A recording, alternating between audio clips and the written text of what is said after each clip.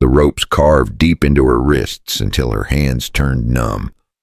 Eliza was pinned against the rough wooden beams, her arms stretched until every muscle trembled, her legs bound so tight she could barely shift her weight. Her skin burned under the ruthless sun, each drop of sweat sliding into open bruises and setting them on fire. The heat did not just scorch her body, it stripped away her dignity, peeling it layer by layer in front of everyone. Around her stood the people she once trusted, neighbors who once shared bread and kindness, women who had sat in her kitchen, laughed over tea, and asked her advice on sewing. Now they stared as if she were filth, their lips curling in disgust, their eyes refusing to see her pain. "Thief!" The word struck harder than a whip. Another voice joined in. "Shame of the town." Then another, colder still. "Let her rot here." Eliza shook her head until her tangled hair stuck to her cheeks. "I did nothing," she tried to say, but her voice cracked, weak, lost in the roar of their judgment. Every plea was smothered beneath the weight of their silence, or worse, their mocking laughter. A boy no taller than her waist once, now bold, hurled a stone. It hit her shoulder. And the crowd only murmured approval. Her knees buckled, but the ropes kept her upright, turning her weakness into a cruel display.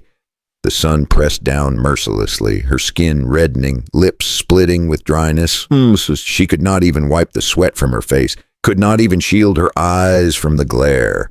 The world burned bright, yet not one soul saw her truth. Memories stabbed sharper than the ropes. The blacksmith who used to smile kindly when she passed. The butcher who had given her scraps of meat when she was a child. The midwife who once held her hand through sickness. All of them looked away now. Their silence cut deeper than their words. Shame smothered her chest until each breath came shallow. Her body hurt, but worse was the knowledge that no one cared. This was not justice. This was cruelty disguised as order. She twisted against the ropes, skin tearing, and cried out, "Please, I beg you." Her words carried no weight. The wind scattered them, and the crowd did not flinch. The sun climbed higher, and the heat grew unbearable. Flies landed on her skin, crawling across the cuts, and she could not shake them off. The sweat stung inside her wounds. It burned like salt rubbed in by invisible hands. Her throat was raw, her tongue heavy, yet still she whispered her innocence. Why her? Why this way? The humiliation burned hotter than the sun itself. She wanted to collapse and disappear into the dust. But the ropes held her upright for every cruel eye to see. Her mind screamed, but her lips barely moved. Would anyone ever listen?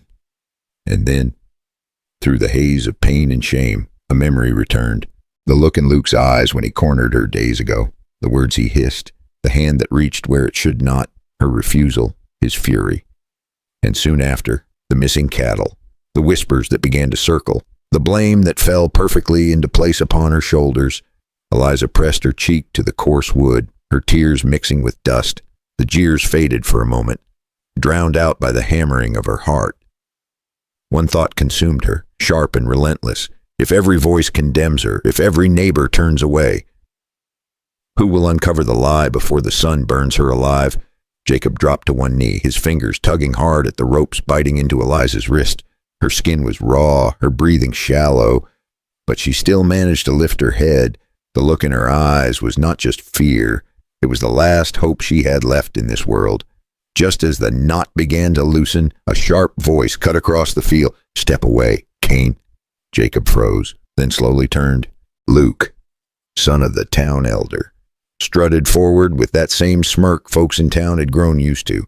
At his side lumbered a thick-shouldered farmhand, gripping a stick like he meant to use it. Jacob rose to his feet, the sun flashing off the sweat on his brow. He did not speak, not yet. He just placed himself between Eliza and the two men. His silence was enough to light a fuse. Luke twirled the knife in his hand, eyes narrowing. "She stays where she is, nobody touches her." Jacob's jaw clenched, his voice steady. "You've had your say. Now, she's coming down." Before Luke could answer, Eliza found her voice, ragged but fierce. "You liar. You tried to force me. I said no, and then you blamed me for the cattle." Her cry tore across the field like a gunshot. Jacob saw the flicker in Luke's eyes. Anger, fear, shame. The farmhand lunged, swinging his stick. Jacob stepped forward, caught the swing with one hand, and drove his shoulder into the man's chest. The farmhand collapsed into the dust, coughing and groaning. Luke snarled, charging with his knife. The blade slashed through the hot air. Jacob's reflexes were faster than most men half his age. He grabbed Luke's wrist, twisted hard, and the knife clattered into the dirt. Luke staggered back, fists flying wild, but Jacob's punch landed square on his jaw. The young man fell to his knees, spitting blood, his pride broken in front of the woman he meant to destroy. Jacob stood tall, chest heaving, one boot planted firm in the dirt. Eliza sagged against the ropes, tears streaking her face. But this time they were mixed with relief. Luke wiped his mouth, eyes burning with hatred, but he did not move to pick up the knife. For the first time, he looked small. For the first time, he looked beaten. Jacob bent down, pulled the last knot free, and caught Eliza before she fell. Her voice shook, but the words carried sharp as steel. "Tell them, Jacob. Tell them about his knife. They need to see the truth." Jacob glanced at the blade lying in the dust, the letter carved into the handle glinting under the sun. His eyes narrowed. His next move would decide everything. Jacob bent down, lifted the knife from the dirt, and turned it in his hand. The handle was carved rough, but clear enough for everyone to see. The letter L burned deep into the wood. It was not just a tool. It was Luke's mark, a thing no one else in the county carried. Eliza's voice, though weak, carried with strength now. "I saw him drop it, by the cattle fence, the night they went missing." Her eyes locked on Luke. No longer begging, but accusing. Luke's face twisted. "That means nothing. Anyone could have put it there." But his words stumbled, his breath uneven. Jacob stepped closer, his broad frame casting a shadow over the boy who had moments ago played the tyrant. "You set her up, Luke. You tried to make her pay for turning you down." The farmhand groaned on the ground, too dazed to get back in the fight. Luke alone faced Jacob now, but without his knife he looked smaller, weaker. His hands shook, not from anger, but from the fear that the truth was catching him at last. Jacob's voice carried steady, like a man who had seen too much of life to be fooled. "This knife is enough for me, and it'll be enough for Sheriff Collins, too." Luke's jaw clenched. "You'll regret crossing me, old man." Jacob didn't blink. "I've regretted many things, but not this." Eliza leaned against Jacob's arm, still trembling, but her eyes held light again. For the first time since she was tied up, she believed someone stood with her. That belief alone gave her strength to stay on her feet. Luke spat into the dust, his pride bleeding out faster than the cut on his lip. "You think the sheriff will listen to her? To you? He listens to my father, not strangers."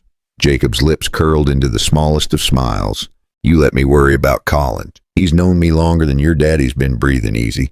The tension thickened. Every second felt like a thread ready to snap.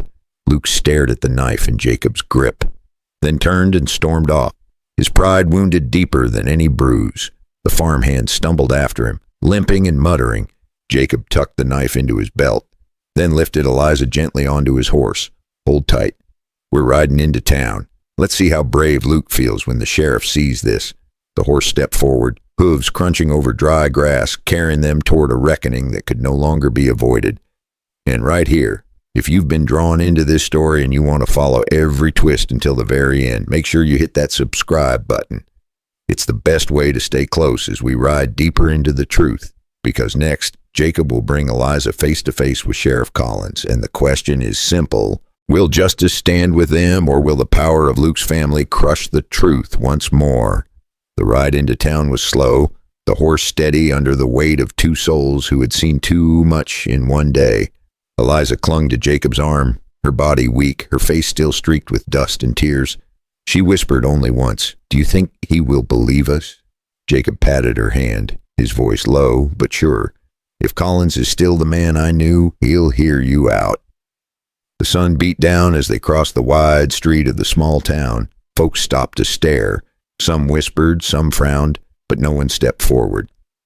By the time they reached the sheriff's office, Eliza's head had dropped against Jacob's shoulder, her strength nearly gone.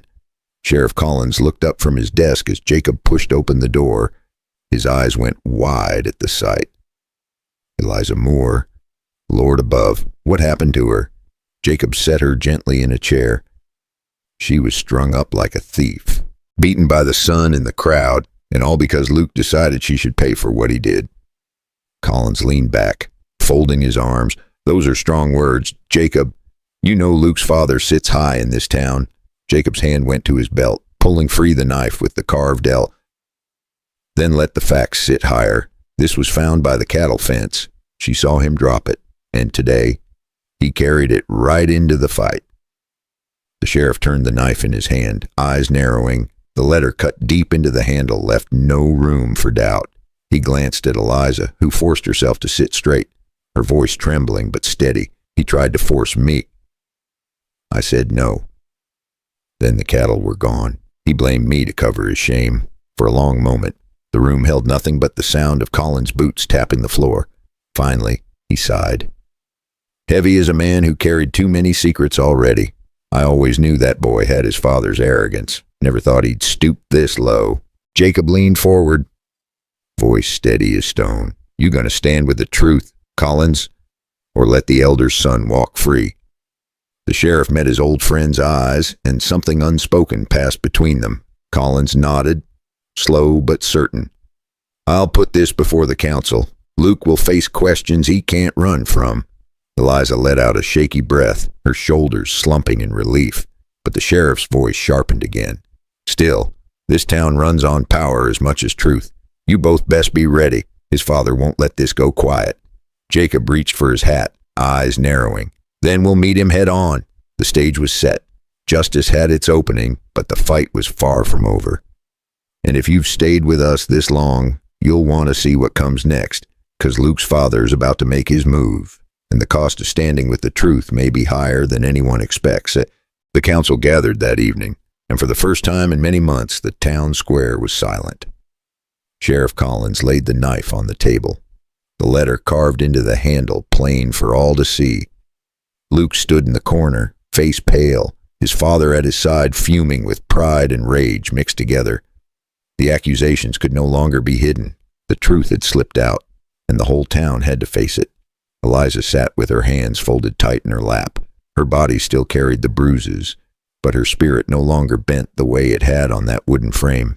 Every eye in the room turned to her, yet this time she did not look away.